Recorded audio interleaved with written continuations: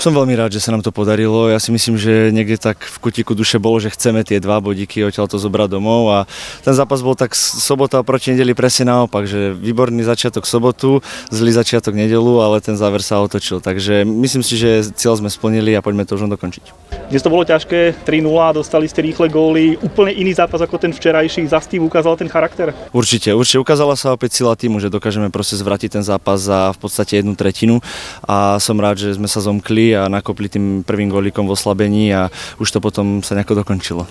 Dneska to bolo hlavne o obrancoch. Myslím, že Michal dal gól, aj Tomečko, aj Bušo dal gól, takže dneska to podržali obrancov. Prekvapivo Bušo z breaku. A áno, bolo to, aj to je tá krása play-off, že aj tí obrancovia dokážu rozhodovať zápasy v podstate a nie je to vždycky len o tom útoku. Túto sezónu nás ako tak sprevádza tie 2 sekundy pred koncom gól, sekundu gól. Je to také moto tejto sezóny, tohto play-off? No myslím si, že bude. Po dnešku bude určite, že sa smejeme, že je to ako Bože Nile, keď rozhodol, takže je to presne o tom, že a stále sa ukazuje tá sila toho týmu, že makáme proste až do konca a snažíme sa ten výsledok vždycky zvrátiť. Poďme ešte na ten najbližšie 2 zápasy, alebo teda jeden, veríme, že to bude iba jeden v Považskej. Čo tam, možno predsa 2-0, on je to dobrý stav, ale zároveň stále je to ešte otvorené. Určite, tak pokiaľ sa nám podarí zobrať z tohto týždňovej soboty prvú polovicu zápasu a z dnešku druhú polovicu zápasu, tak si myslím, že nebude o čom a dokážeme to vyhrať. Dnes to bolo naopak ako včera, 3-0, otočili ste to, ty si dal gól dôležitý z breaku, tak ako si videl ten zápas? Tak začiatok nás rovná nevyšiel, dostali sme dva rýchle góly na konci prvej tretiny, ale my sme tí, ktorí sa proste nikdy nezdáva. Miško Tomečko dal kontaktný gól a furt som veril, že sa proste chytíme. 2 sekundy pred koncom, sekundu pred koncom, to je také moto tejto sezóny, mám pocit, stále nám to tak vychádza, je to čím? Hráme až do konca? Tak hráme, pokiaľ neskončí zápas, tak furt môžeme vyhrať, no oni spravili chybu, my sme to potrestali a som veľmi šťastný. Ste si išli minimálne pre ten jeden bod do Bratislavy, veziete si 2, čo pred tým víkendom, predsa ono je to stále ešte otvorené, je to zradné. Tak budeme sa snažiť to doma isto ukončiť, ale bude to veľmi ťažké, ten posledný krok býva najťažší a viem, že LG zbrane proste nezloží a teším sa na zápas. Tak dneska nabehli na nás úplne ináč ako včera. Včera sme si urobili viac pohodu tým, že sme dali prvé góly a dneska oni vlastne dali na 2-0 a potom na 3-0, ale som rád, že sme ukázali tú silu týmu a dokázali sme to vyrovnať a ešte aj nakoniec rozhodnúť ešte pred predĺžením, takže super. Ty si videl ten čas, že aký je, keď si strelal na tú bránu, či si len proste vystrelil?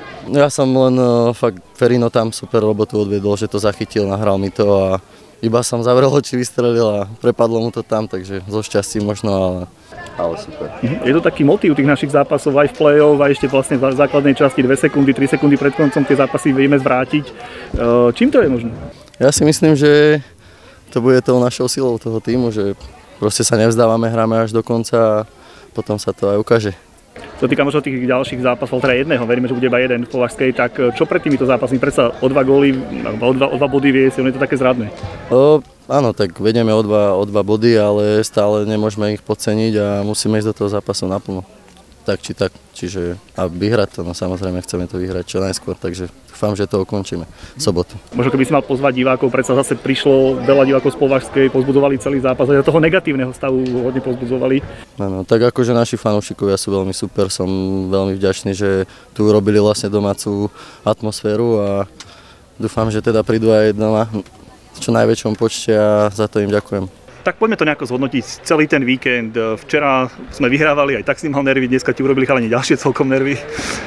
No, keď má zhodnotiť celý ten víkend, tak 2-0 na zápasy.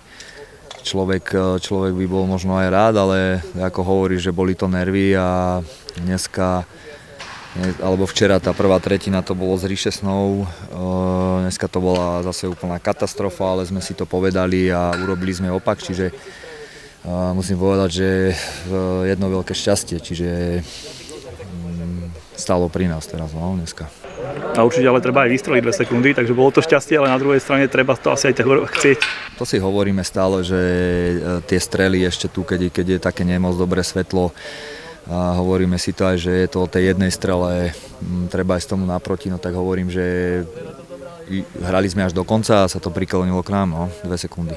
Hovoríš, že máme 2 víťazstvá, ale doma stále ešte pred nami ten najťažší zápas, tak čo možno pred týmto zápasom? No to isté, čo teraz, nič to pre mňa neznamená, ale samozrejme, že som rád, áno. v sobotu pôjdeme do toho zápasu, ako keby bola séria 0-0, takže zodpovedne sa pripraviť.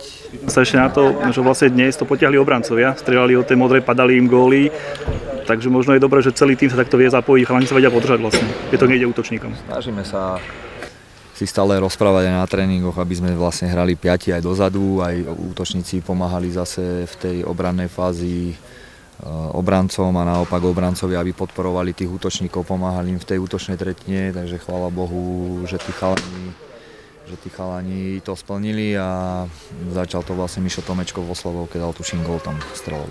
Takže Pýtam sa ešte na Maja Mališa, ten tiež dneska za stavu 3-0 išiel do brány, nebola to ľahká situácia, super bol plný elánu, nabudený, nakoniec teda nedostal gól, takže asi super, ako hodnotíš jeho výkon. no tak však dívam sa aj na majstrovstvá sveta v hokeji teraz, tak ten tréner, keď to mám tak nazvať, musí urobiť nejaký impuls, tak urobil som to a som rád, že som mal šťastie, že to vyšlo.